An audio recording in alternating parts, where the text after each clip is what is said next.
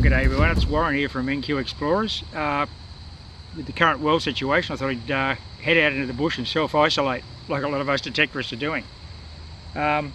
This is a World War II army camp, one of our favourite locations to go detecting.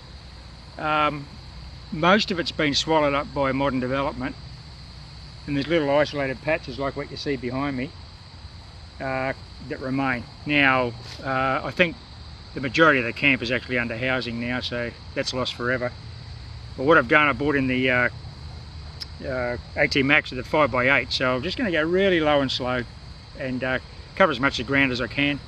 Just small areas at a time, and see if I can pick any targets up of significance. I have not detected a lot of trash in here over the last few visits. I think this might be my 4th trip in. But I just thought I'd get out for a while and get away from all the madness in the media. If you're watching this, I guess I survived. If you're not watching this, I guess none of us did. But anyway, what was interesting, I find, about the current situation is that I don't really like Facebook, but I've been checking Facebook, of course. I don't put anything personal on Facebook, but there's a couple of posts on there that I thought were significant. One was a photograph split in half of a couple of people fighting over rolls of toilet paper, 2020 coronavirus crisis, and the other side of the photograph was a 1940s ration queue with all the World War II wives with their lovely 1940s hairstyles just standing in line waiting patiently, and there were hundreds of them with their food coupons to get the week's rations. And the second post I saw was something like our grandfathers were asked to go and fight World War II.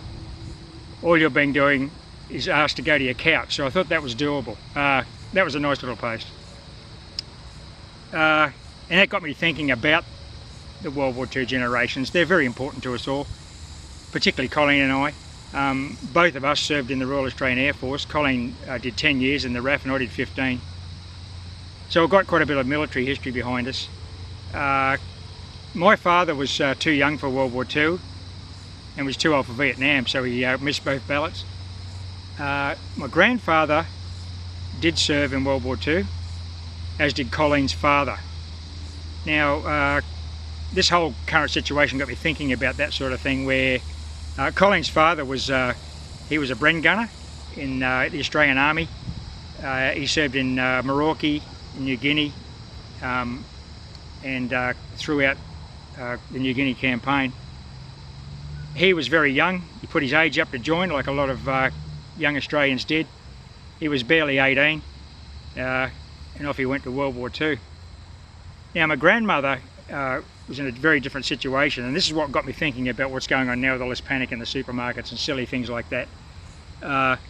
So my grandfather was 35 when World War II broke out. He'd already done his militia service, compulsory militia service, in the late 30s. He was employed as an ice carter. So originally he would have been using a draft horse and a cart. This is before the days of refrigeration, of course. And just prior to World War II, they modernised the ice factory, and he drove a truck delivering ice to ice chests.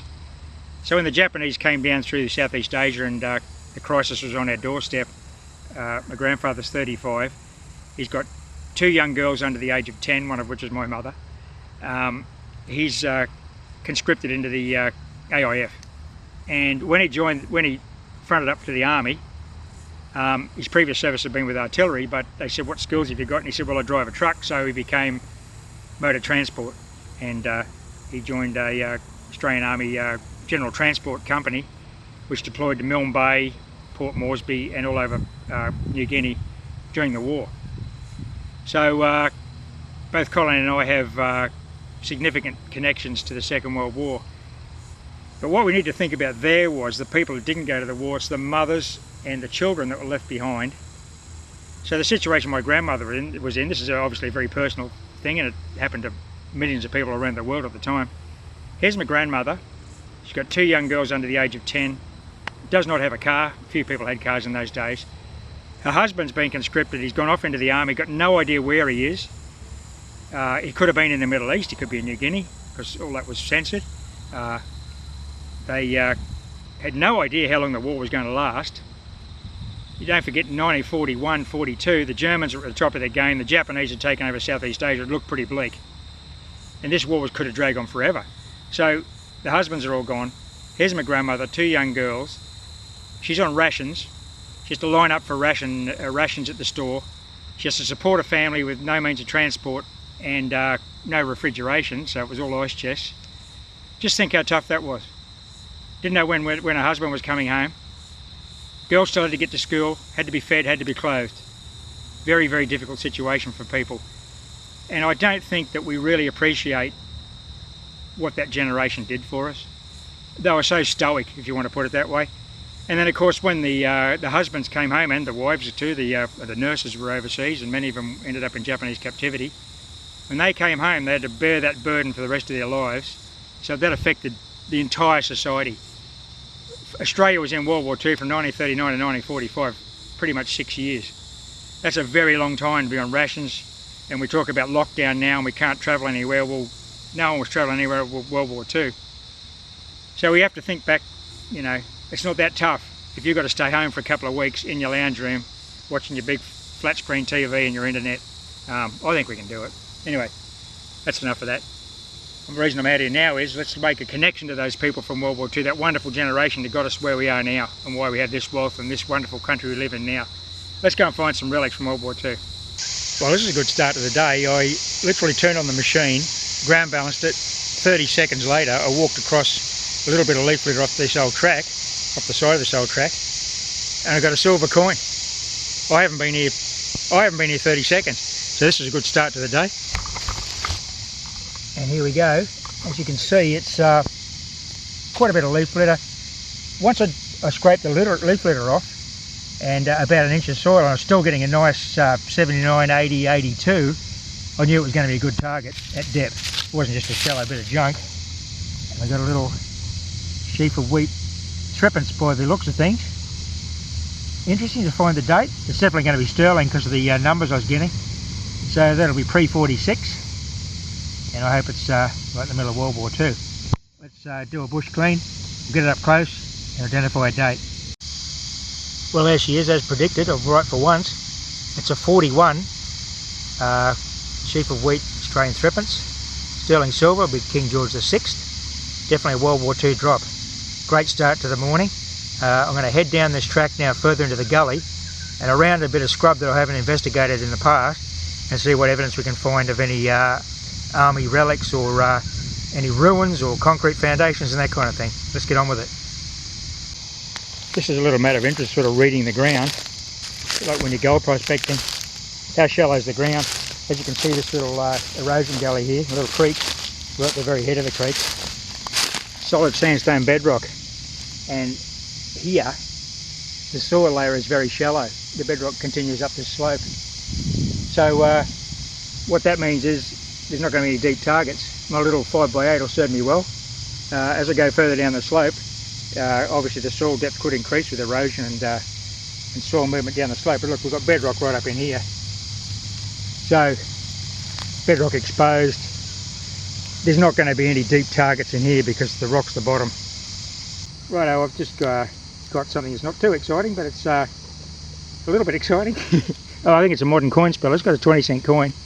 That was only a 62. So this is another nickel, probably another Cupro nickel coin. Might be a 2-coin spill, eh? From the 60s or 70s. Not World War II, but we'll clean up the bush of all these pesky coins. Because if I walk past it now, I've just got to dig it up next time. What's this one going to be? 10 cents or something probably.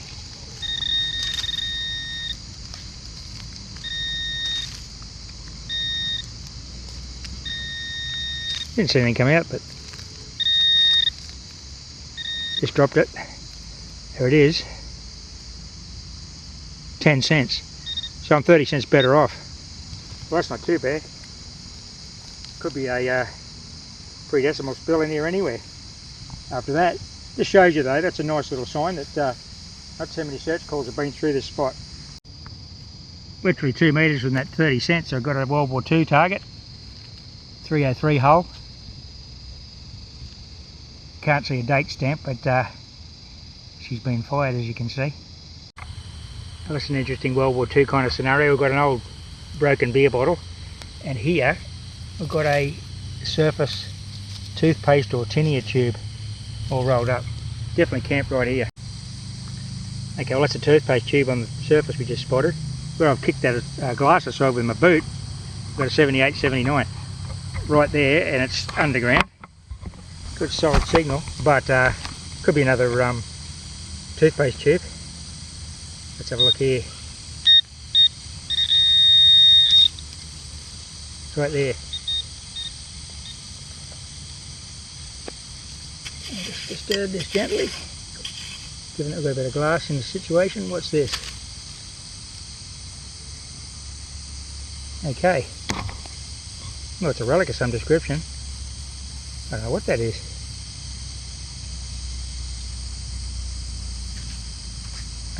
Let's see if there's any writing on it. No, it's a fitting of some description. It's with that glass there. It doesn't look to be window related though.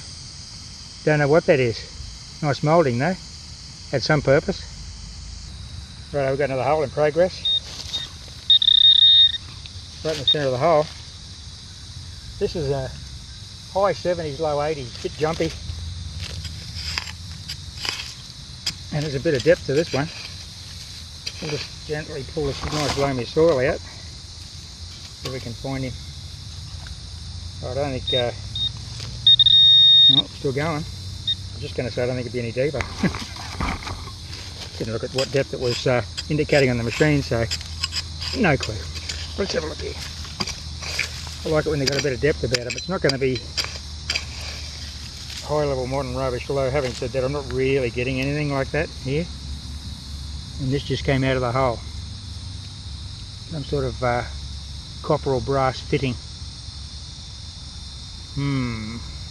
Well, definitely World War II. The age of that patina and the depth probably give that away. Of course, the other thing I didn't mention in that little intro I did was that this Anzac Day, April the 25th, all the outdoor services, the marches have been cancelled for the first time in history, which is a terrible shame.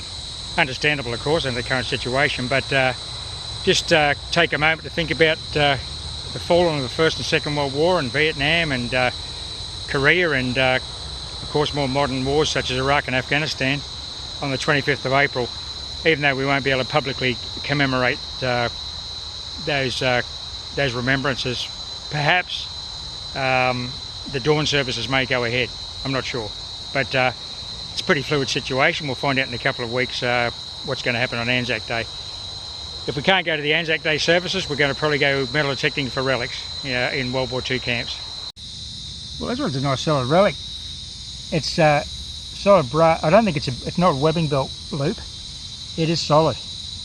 Could be off a rifle sling swivel or something like that. Pretty bent up, but a good solid signal. It was only shallow, probably 2 inches under the leaf leather. I'll take that home and see if there's any government inscriptions or markings on that that would indicate what it might be. Probably not. Usually it's just a broad arrow on a year or something.